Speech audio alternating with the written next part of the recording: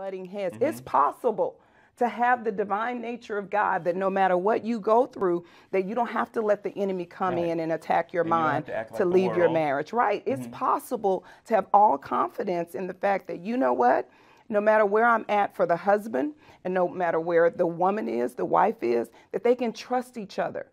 They can trust each other, because that is such a critical part of marriage, is being able to trust that, okay, we're butting heads, we're not getting along, but you're not going out to look for another woman, and you're not going to watch, you know, porn, and I'm not looking for another man to make me happy or satisfy me. So I love the virtuous woman whom we've coined as the phenomenal woman, you know, because she has that wisdom, she has that knowledge and that understanding that this is one. She's a support.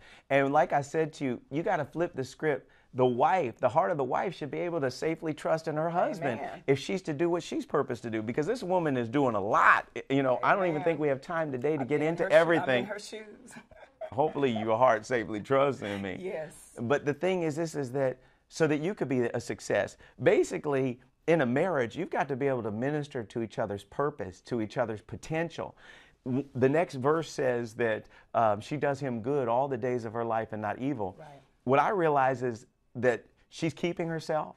She's not sleeping with other men. She's not testing the waters. She's doing him good and not evil. Right. Evil is an intent to do harm. Right. She's a benefit to him. She's a blessing to him. And vice versa. If you really want to be married, you got to start doing good before you ever even get in the marriage. Right. You got to start focusing on how I can be a benefit to the God-ordained man or the God-ordained woman that God brings into my life. Right. And so you got to do each other good and not evil, because the thing is this: you don't want to see each other fail. Right. And you want to be a strong support. Correct. One way you could do somebody good is have a relationship with Christ. Get in your word. Yes. Get in prayer. Get in church. Get in a place where you can be strong, a strong believer, before you ever come into marriage. That's right. Now, you and I know the hard way. Right. We got married in 2 months and 20 days, and God is still processing us, you know. We had talked about having heated fellowship and whatever, and that's a part of life. Right. But the thing at the end of the day is that we want to do good. Right. My heart is to do you good and be a benefit and a blessing to your life. Amen. And vice versa. Amen. I think that's exactly, doing good is almost like intentional too. Like if evil is an intent to do harm, then good are the intentions to making it be purposeful. Right. That I'm purposing myself to do good prior to marriage and during the marriage. Right. And one of the ways that I've lived my life, and what I was referring to, honey, and being in her shoes, is that I believe that many times I've heard the text of these scriptures preached and said, you can't do all of this. Okay. But I have always believed that it's not that I'm looking to spin the wheel or I'm looking for every instance in here, but I can do all things through Christ. Right. I can be a woman of excellence in my home. I can be a woman of excellence in my marriage and being intimate with you and fulfilling your needs. I can be a woman of excellence with my children, making sure that they're together. I can be a woman of excellence, giving to the poor and helping others. I can do all these Industrious. things. I mean, what I love about you is that you're a for real woman of God. You get up, you pray, you read your word. You almost make me feel like I need to come up in some of my areas. I mean, I pray and study, but you're a dynamo. You clean our home, you take care of our kids, you make sure we're fed, you look good, and you know what? You have a secular business, you have a ministry. You're able to do it all. And that's an incredible thing to me. One of the things that I like about this scriptures, I wanted to say this, is that both of us in a marriage have to focus on doing each other good all the days of our life and not evil. So the thing is sometimes one of us stumbles. The Bible says two are better than one because they have a good reward for their labor. And if one falls, the other is there to lift them up. You know, sometimes one of us is going through. That's not the time to pounce. That's the time to begin to edify and encourage. And what I realize is that in a marriage, we can't do each other evil. We can't try to harm each other with the words of our mouth. We can't try to hurt each other. We got to help each other. I got to help you be the queen that you are called to be. And you got to help me be the king. Now, we may be in training. I may be a prince called to be a king, and you may be a princess. You're a king. Amen, and you're a queen. And I love you for that. Now, in the scripture, it talks about a lot of different things as it relates to what she does and how she purchases things and how she girds herself with strength. You said, because we've ministered this before, what she does. This woman of excellence, this phenomenal wife, this woman of virtue, this Proverbs 31 woman, she's not idle. She's someone that does, and she's someone that implements what she believes. She doesn't sit back and wait for things to come to her, but she gets up and she does. With her faith. Yes. She puts forth effort. Yes. We're not talking about earning things, but you got to sow if you want to reap, you know, seed, time, and harvest. And she does. She's a doer. You know, she's up early. She's taking care of her family. A lot of people get into all those things, but I'm going to try, due to the limitation of our time and the length of this text, try to pick out certain things.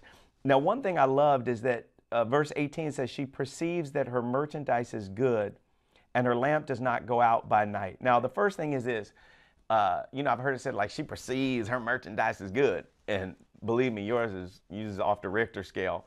But what I like about this woman is she has confidence. Correct. She has a perception about herself of confidence, stability. I mean, nobody wants a drama queen. Nobody wants somebody that's unstable, you know, high highs, low lows. You got Dr. Jekyll and Mr. Hyde, or High Jekyll. She's High Jekyll. You don't know how she's coming at you. Same thing with a husband. You know, you don't want them to be double-minded. You don't want them to be in faith one moment, fear the next. And she perceives that she's good. This is somebody that, to me, has already had words of edification and encouragement spoken to her. And she perceives her merchandise is good. And then it says her lamp does not go out by night. That even in the dark places, she's a light. Even in the dark places, she's a witness. You know, what fellowship does light have with darkness? She realizes that there's some times where I just can't be like everybody else. You know, Jesus was relatable. And when he got around people, he didn't allow them to infect him, but he influenced them. She's an influence. She's powerful. I can almost hear someone asking, a woman, a wife, a single lady asking, okay, this is great, but how do I have this confidence? And I believe that the only way you can have this confidence is have confidence in God. Amen. When you believe God and take God at his word that, you know what, even though I'm not perfect here, I can believe that God will help me. I can do all things through Christ who strengthens me.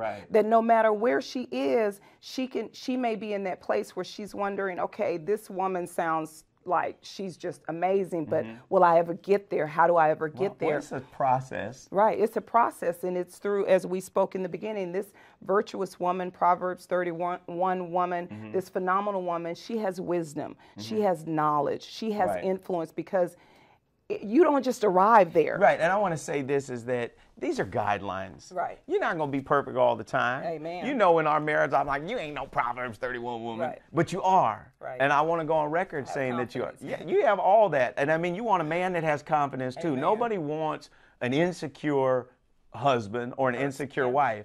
Spouse. And so the thing is this, these are merely guidelines. It's not have-tos. Now, in this text, you really get a sense that she's a successful woman. She's a businesswoman. She's an executive. She's a marketplace person. She has servants. She looks good. She works with her arms, the strength of her arms. She's shopping at Phipps Plaza and Lenox Mall and looking good. But the thing is this, is what I love this. Verse 20 says, she extends her hand to the poor. Yes, she reaches out her hands to the needy. And so the thing is this is a woman who does not think about herself only. That's right. But she's involved in ministry. It's okay to have nice stuff and things, but what are you doing to help other people? Because if all you're trying to do is teach people how to build wealth and this and that, how are you ministering to the souls of people? And this is a woman that's not afraid to do that. I love it. I mean, I think that in order to really have influence, you've got to step out and help others. You've got to not think about yourself. And ministry is about helping other people. That's the ministry of Jesus Christ. But it's with his love, meaning you can go out and you can feed the poor and you can do some great things. But if it's without love, and Christ is love. And so, you know, it profits you nothing. It profits you nothing. So Proverbs, it's, you know, because it's interesting, because in the world we can say that she's a great person, she's a good woman, she does great things, but a Proverbs 31 woman, a phenomenal woman, she is doing this because Christ is in her life. Well, I know that we're really limited in our time. We only have a few more minutes, But I like this. The scripture says, verse 26, she opens her mouth with wisdom. Wisdom is knowledge rightly applied. It's using the knowledge that the word gives you and applying it properly. Right. And in her tongue is a law of kindness, knowledge, and good things. You know that on her tongue is kindness. She speaks good things, right things. It comes from a relationship with God. Amen. And I really wanted to get to this because I know that our time is limited, but this is a woman where her children rise up and call her blessed. Yes. Her husband also, and he praises her. And he says, many daughters have done well, but you excel them all. And so he's saying, you know why this woman excels all other women? Some of the greatest and notable women in the Bible who have done great things, because he says, I know your private life. Yes. I know you have a relationship with God. Yes. I'm glad to say as a husband that I know that you have a private relationship with God. You're capable, you're intelligent, but what makes you virtuous is the fact that you put God first. Amen. And seek him first in every area of your life. They say verse 30, charm is deceitful and beauty is passing. You know what, when you first dating somebody, you get to see the charm.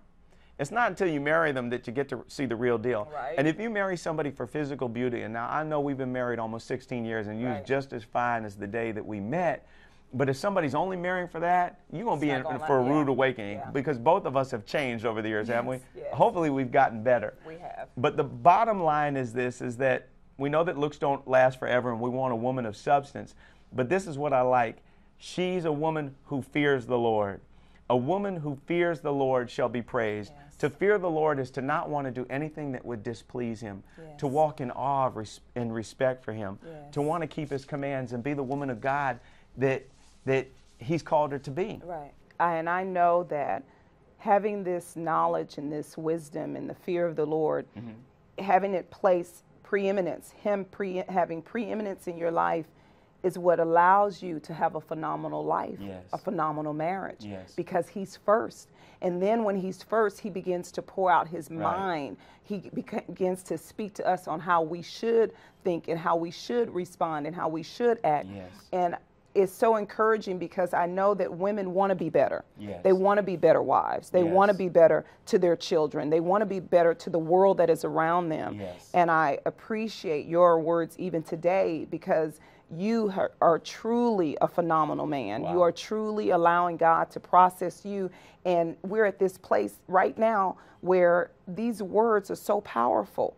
And you brought so much out, and I just am so thankful that we could bring it. In closing, I just want to tell the people that Proverbs 31 is guidelines, what you should look for, and results. It's the manifestation of finding that right person. And when I look at these scriptures, I realize you could be a womanizer, you could be drinking alcohol, you could be smoking weed and doing all this stuff, but there is hope for you. Amen. And so we're coming to you today praying that you would get a revelation that the Bible says we're called to be kings and priests. You have a royal and divine call upon your life, and you are chosen of God. So I'm just going to say, Father, I pray that you would bless these under the sound of my voice, that they would get a revelation of who they are, that they would get a revelation of what they desire in life and the type of spouse that they desire and the type of person that they want to be, spirit, soul, and body, that you can make your life phenomenal. Make your life phenomenal in Jesus' mighty name. In Jesus' name. Amen. God bless. Be phenomenal. Amen. Amen. God bless you. God bless you too.